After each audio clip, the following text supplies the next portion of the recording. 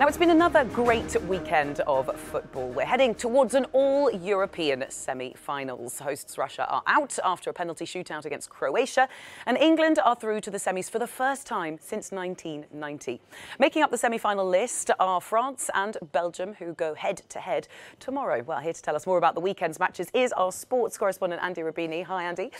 Hi. What were your highlights over the weekend? I mean, it was a pretty amazing weekend, wasn't it? It was an amazing weekend. I think the highlight, in my opinion, was Belgium against Brazil, the pre-tournament favourites against a team which has been playing sensational football throughout this competition.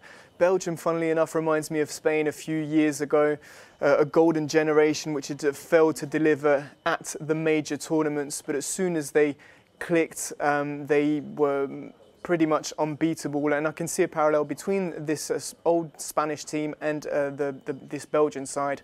I think they've done really well so far, and they're playing together as a unit, especially up front with the likes of Kevin De Bruyne, Eden Hazard, Lukaku, and I think this was the main difference between them and Brazil, maybe over-relying on their star man Neymar, taking the shine away from other great players like Coutinho, Willian, Jesus, who have had a quiet World Cup. They'll next be facing France for a place in the final. France beats Uruguay 2-0. It was, I thought it would be a tense game, but in the end it was pretty straightforward. I think the fact that the French got this early goal enabled them to sit back, then work through counter-attacks and eventually score the winner through Antoine Griezmann.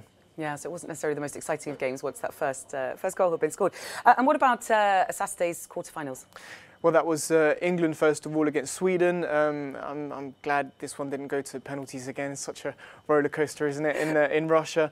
Very solid display from England. The statistics were terrifying going into this game from an England's fan's perspective.